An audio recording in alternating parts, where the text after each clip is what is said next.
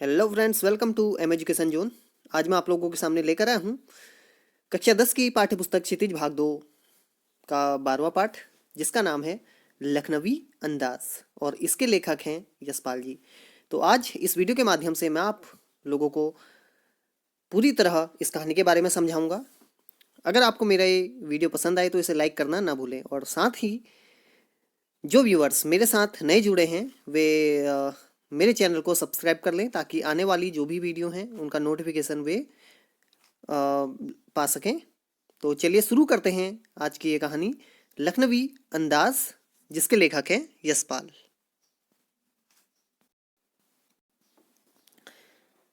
तो लखनवी अंदाज, यशपाल ने यह व्यंग्य यह साबित करने के लिए लिखा है कि बिना कथ्य के कहानी नहीं लिखी जा सकती है, परंतु एक स्वतंत्र रचना के रूप में इस रचना को पढ़ा जा सकता है।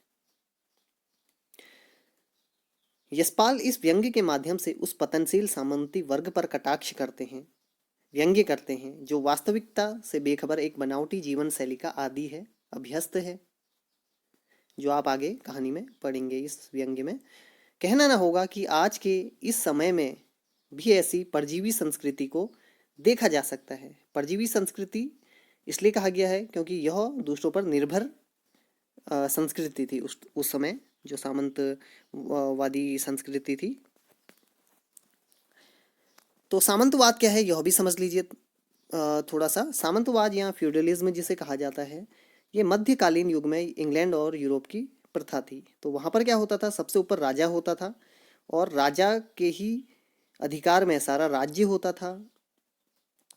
राजा के अधीनस्थ बहुत से क्या होते थे, सामंत होते थे। यह रक्षक या अधीनस्थ लोगों का संगठन था। राजा समस्त भूमि का स्वामी माना जाता था। तो ये जो सामंत होते थे राजा के प्रति स्वामी भक्ति बरतते थे, उसकी रक्षा के लिए सेना सुसज्जित करते थे, और बदले में राजा से क्या मिलती थी, इन सामंतों को भूमि मिलती थी। अब सामंत क्या करते थे, भूमि के क्रय विक्रय के अधिकारी नहीं थे। प्रारंभिक काल में सामंतवाद ने स्थानीय सुरक्षा, कृषि और न्याय की समुचित व्यवस्था करके समाज में प्रशंसनीय सेवा की। शुरू में तो उन्होंने सेवा कार्य किया, लेकिन बाद में क्या हुआ, व्यक्तिगत युद्ध एवं व्यक्तिगत स्वार्थ ही सामंतों का उद्देश्य बन गया। तो यहाँ पर आप एक फोटो भी देख सकते हैं, कुछ उस समय की शासन जो सामंतवाद था उसे समझने के लिए। जैसे सामंत आप देख सकते हैं किस तरह कृषकों से कार्य करवा रहे हैं। तो ऐसे ही जो सामंतवादी संस्कृति थी, उस पतनशील सामंतवादी संस्कृति पर यहाँ पर लखनवी अंदाज के माध्यम से यशपाल जी ने कटाक्ष किया है कि हालांकि सामंती वर्ग तो उसका पतन होने लग गया है, लेकिन अभी भी कई लोग एक बनावटी शैली जीवन जी रहे हैं।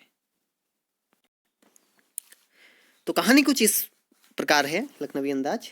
मुफस्सिल जिसे कहा जाता है किसी नगर के आसपास का प्रदेश, स्थान। तो मुफस्सिल की पैसेंजर ट्रेन चल पड़ने की उतावली में फुकार रही थी। तो जो ट्रेन है वो चलने को तैयार थी और धुआं छोड़ रही थी, इंजन उसका चालू हो गया था। हालांकि सेकेंड क्लास के डिब्बे का टिकट अधिक था, लेकिन जो लेखक हैं उन्होंने निम्नलिखित कारणों से सेकेंड क्लास का ही टिकट खरीदा। पहला कारण था, लेखक भीड़ से बचना चाहता था, वह आराम से यात्रा करना चाहता था।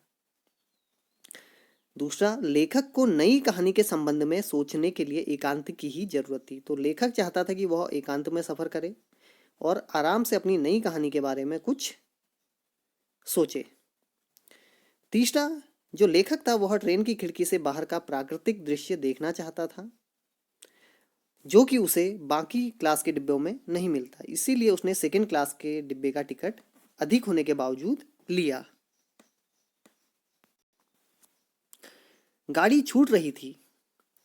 सेकेंड क्लास का डिब्बा खाली समझकर लेखक उसमें चढ़े, लेकिन वह डिब्बा निर्जन न था। निर्जन यानी कि ऐसी जगह जहां पर मनुष्य नहीं होता, उसे बोला जाता है निर्जन। तो लेखक ने सोचा कि यहाँ पर कोई नहीं होगा, लेकिन वह निर्जन नहीं था।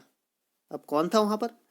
एक बर्थ पर, जो ट्रेन की सीट होती है, लखनऊ की नवाबी नस्ल यानी कि लखनऊ के नवाब जैसे एक सफेद पोश सज्जन सुविधा से पालथी मारकर बैठे थे। वहां पर एक सफेद पोश व्यक्ति बैठे थे और लखनऊ के नवाब जैसे वो दिख रहे थे।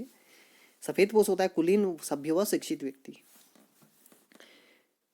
उन्होंने 2 ताजे चिकने खीरे तौलिए पर रखे थे और ये जो बैठे थे वहां पर लखनवी नवाब, उन्होंने 2 ताजे चिकने खीरे तौलिए पर रखे थे। लेखक के अचानक डिब्बे में आने से उनकी आंखों में एकांत चिंतन में विघ्न दिखाई दिया, यानी कि वे सोच रहे थे कुछ, तो अचानक से जो लेखक है वे जब डिब्बे में आए वहां पर सेकंड क्लास के डिब्बे में, तो नवाब साहब का जो एकांत है वह भंग हो गया।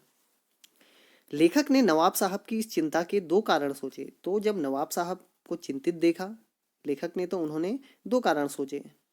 पहला कारण, हो सकता है ये भी कहानी लिखने की सोच रहे हैं।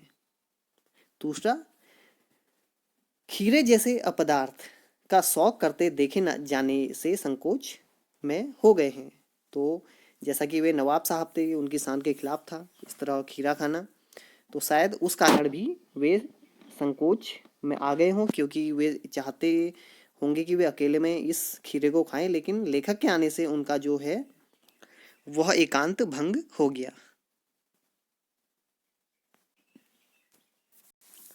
नवाब साहब ने संगति के लिए कोई उत्साह नहीं दिखाया, संगति यानी साथ के लिए। तो लेखक भी चुपचाप आत्मसम्मान में नवाब साहब के सामने वाली बर्थ पर आंखें चुराकर बैठ गया। यानी कि जो नवाब साहब थे उन्होंने कोई भी ऐसा है उत्साह नहीं दिखाया जैसा कि लेखक उसमें आए थे। तो लेखक ने भी क्या किया, चुपचाप से वे दूसरी सीट पर जाकर आंखें चुराकर बैठ गए। जैसा कि लेखक की आदत ही थी कल्पना करना, क्योंकि वे लेखक थे, तो वे नवाब साहब की असुविधा व संकोच का अनुमान करने लगे।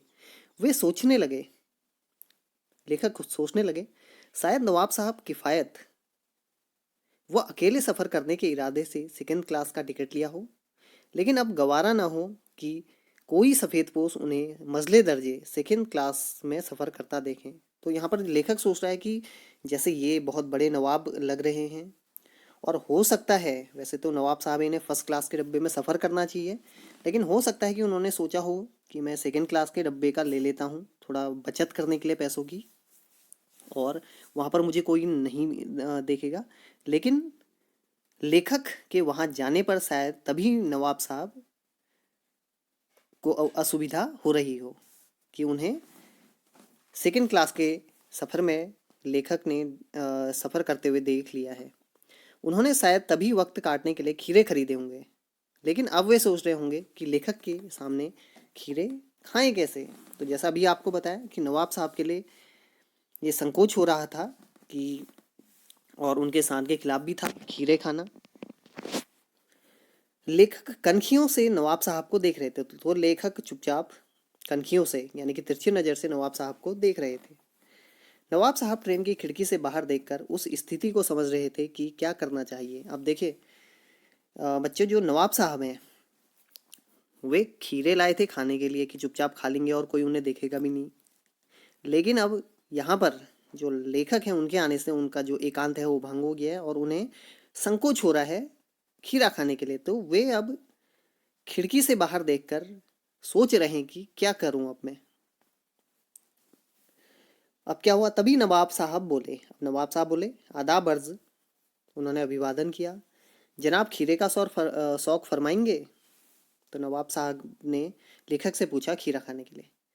लेखक को नवाब साहब का सहसा भाव परिवर्तन अच्छा न लगा। वे समझ गए कि नवाब साहब शराफत का भ्रम बना रहे हैं, अतः जवाब दिया, शुक्रिया, किबला शौक फरमाएं। यानी कि आप ही, आदर के साथ कहा कि आप ही शौक फरमाएं। अर्थात लेखक ने आदर पूर्वक नवाब साहब को मना किया।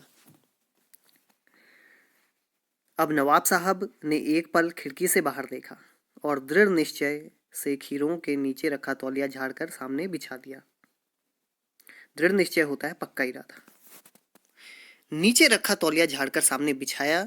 सीट के नीचे से लोटा निकालकर दोनों खीरों को खिड़की से बाहर निकालकर धोया और तौलिए से पोंछा।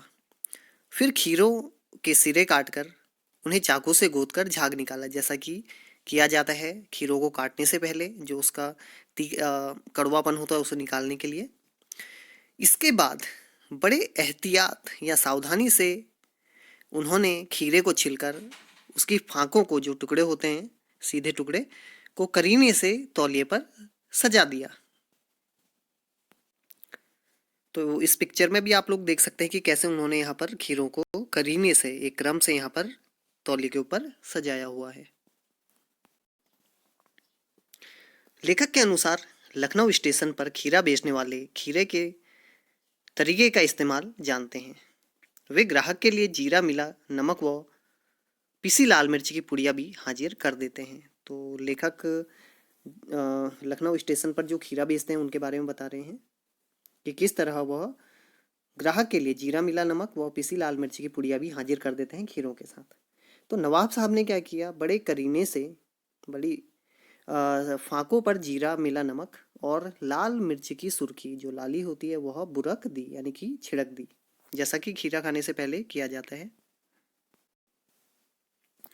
लेखक कहते हैं जो नवाब साहब थे उनकी प्रत्येक भाव भंगिमा, यानी कि जो उनके चेहरे के भाव थे, और जबड़ों के स्फुरण, यानी कि जबड़े उनके फड़फड़ा रहे थे, कंपन कर रहे थे, तो उससे यह साफ पता चल रहा था कि उनका मुख खीरे के रसास्वादन की कल्पना से प्लावित हो रहा था। यानी कि लेखक के अनुसार जो नवाब थे वह खीरों को देखकर उनके मुंह में पानी आ रहा था।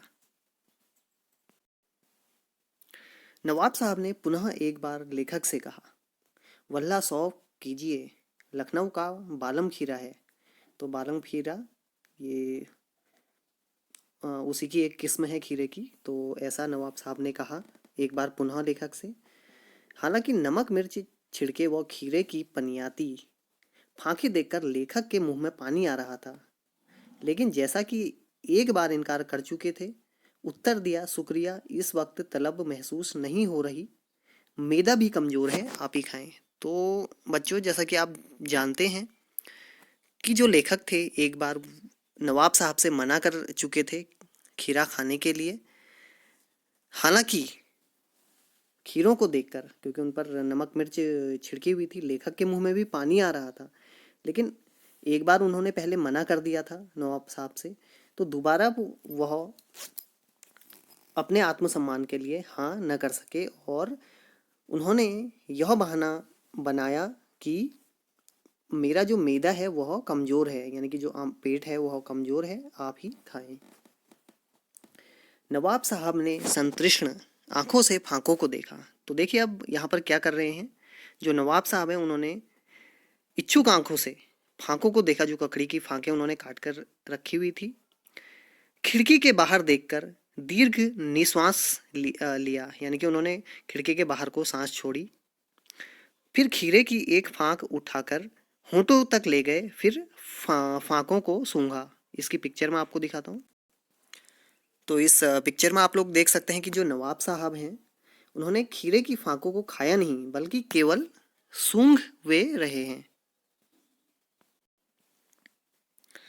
फिर स्वाद के आनंद में पलकें मूंद ली, आंखें बंद कर ली उन्होंने फांकों को सूंघकर। फिर मुंह में भर आए पानी को निगल लिया। फिर उसके बाद उन्होंने खीरे को खाया तो नहीं, लेकिन जो उनके मुंह में पानी आ रहा था खीरे को देखकर, उसे ही उन्होंने निगल लिया। और अंत में नवाब साहब फांकों को केवल सूंघकर ही उसका रसास्वादन कर खिड़की से बाहर फेंकने लगे। अब देखिए यहाँ पर नवाब साहब खा नहीं रहे हैं, केवल अपनी प्रतिष्ठा के लिए, अपनी इज्जत के लिए वे क्या कर रहे हैं, खीरों को खा नहीं रहे हैं, बल्कि केवल सूंघकर उनका रसास्वादन कर खिड़की से बाहर फेंक रहे हैं। इसकी भी मैं आपको फोटो दिखाता हूँ। तो जैसा कि आप लोग देख सकते हैं, आंखें मूंद कर पहले उन्होंने क्या किया, जो खीरे की फांकें थी नमक मिर्च लगी हुई उन्हें सूंघा, उसका रसास्वादन किया,